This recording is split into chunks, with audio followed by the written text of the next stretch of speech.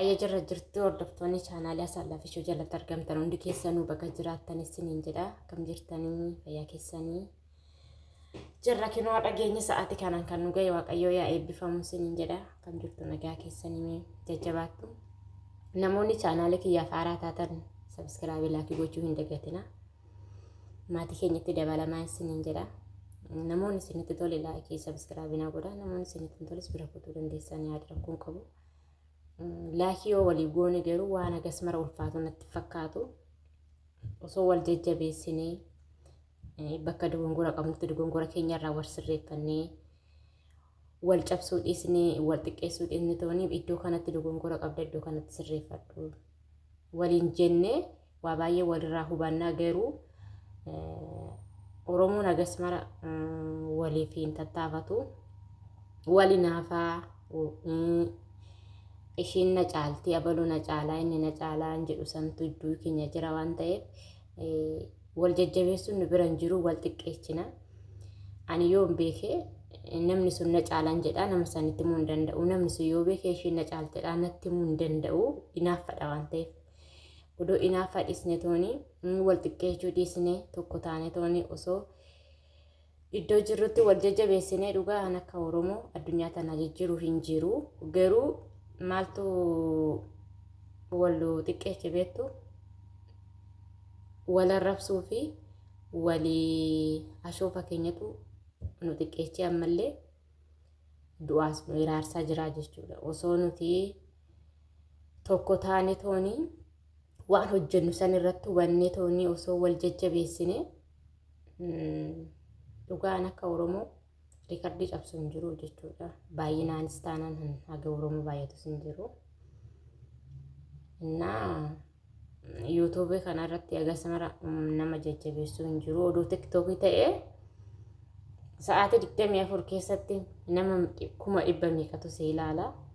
Otoo gara TikTokiinis hin fayyada garuu TikTok irraas fayyadamus hin jira ani fayyadamus hin jira. Yaani TikTokiin agas mara faayidaa qaba jedhee hin yaadu miidha malee arrabaa fi beekamtii yoo ta'e malee TikTokiin faayidaa tokko illee hin qabu.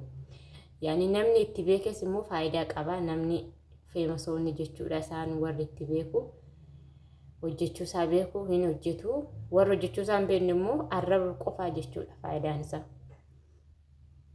Namoonni chaanaalii kiyyaaf haaraa taatanii sabskiraaybii na godha laakii na godha na jajjabeessa jechuudha. Iddoo dogongoreettis na gorfattu.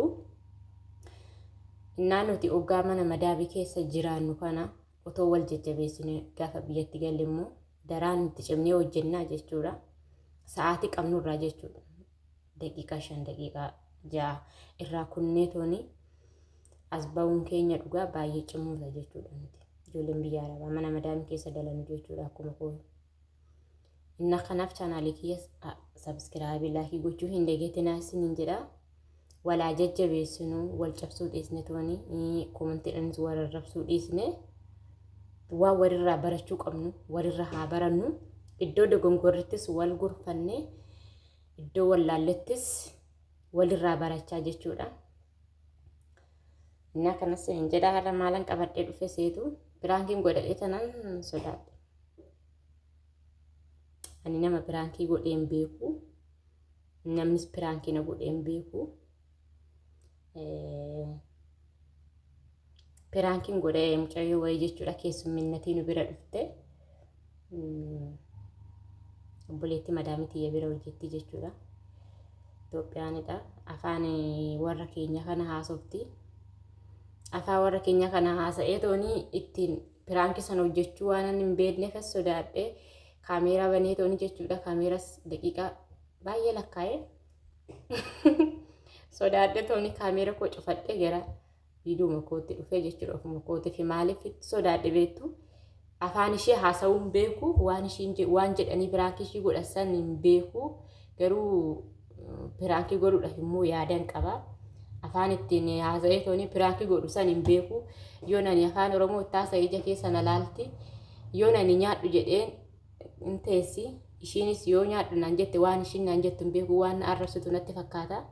Waliigaluu hin dandeenye afaan Arabaatiin waliigala jechuudha. Afaan Arabaatiin immoo innaa dalannu jechuudha kilaasii keenya keessa yookaanis iddoo deemnitoonni dalaguu hin dandeenyu kilaasii keessatti immoo nu dhagahuu danda'anii yookaan nu iyyinu afaan arabaatiin jechuudha maal hojjettan jettu yuutuubii osoo na yaaganii qabaadhu odoo beekanii intarneetanarraa kutanii jechuudha hin beekan waan ta'eef intarneetanarraa kutuu danda'a waan ta'eef bunaan iyyinu san piraankii beekanii ishiin an beektu tiktookii qofa fayyadamtiitti beekti.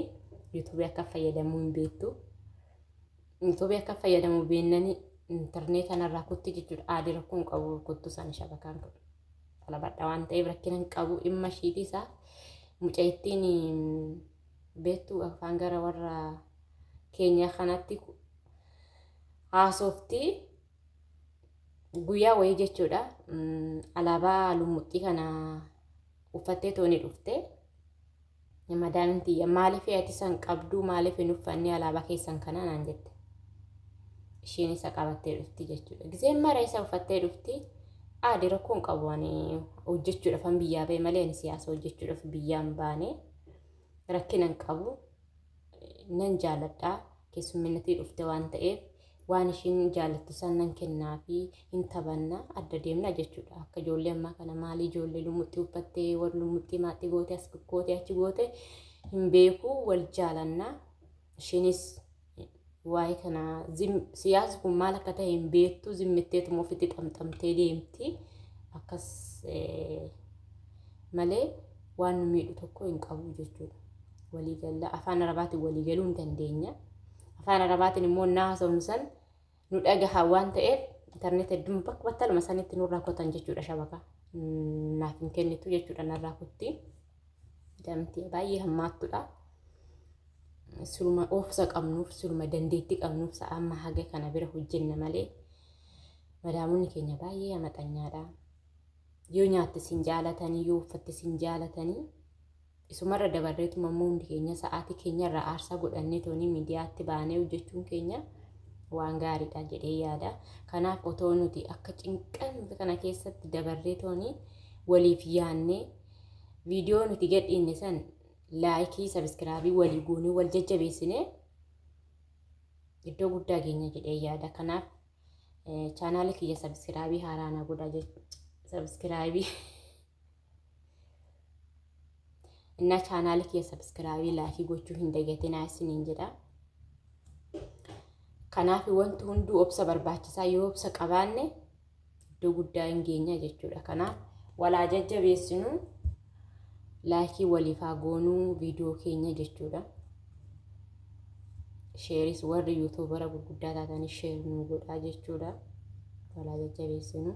Kanaaf ani immoo biyyan galuu heda waan ta'eef agalgiloota kiyya fixadhee baqqaanyi jedhanii miti warri sun nagahee jira biyya arabaa namirra na godhe waan ta'eef biyya kootitti galee biyya abbaa kootitti waan barbaadda isinii hojjedhee isinii gadhiisaa jechuudha. Maaliif biyya ormaa haga biyya ormaa haga biyya ofiisanii hin ulfaata. Haga biyya keetitti garaadhaan hojjettu sanitti hin hojjettu. An jiraattu mana keessaa ala hin baatu. Biyya keenyatti immoo gaafa gallee waan barbaanne deemne toonii hojjechuu dandeenya. Akka barbaannetti jiraachuu dandeenya. Jireenyi yaa ulfaatu malee jechuudha. Biyya namaa keessa teenya immoo akka garaa keenya naasomnu jechuudha. Maaliif ammaa jechuudha. Isaanii qursi qopheesse kennee fi isaan nyaachaa jiranii. Ani immoo kushiina keessa taa'een viidiyoo xiqqoo tana waraabi jechuudha. Maaliif intarneetni keenya baay'ee hin dalagu. Gaxarii deemnee madaaminti gaxarii hojii gaxariidha qabdi waan ta'eef jimaata haga hojja duree fi hojii hojjette waan ta'eef haga iddoo sanii immoo shabakaan hin jiru daataadhaani. Ani immoo daataan immoo baay'ee nyaata waan ta'eef daataa si fayyadamu. Kanaafan yuutuubii viidiyoo kana xiqqoo waraabuu dirqamee jechuudha. Kanaaf namoonni chaanaala kiyyaaf haaraa taata sabiskiraabii laayikii gochuu hin dagatinaa walaa jajjabeessinu. Koomentii jalatti wal xiqqeechuu wal arrabsuu haa dhiisnu. Iddoo dogongorreetti walaa gorfannu siniin jedha. Kanaaf haga viidiyoo biraatiin walitti deemnutti nagaan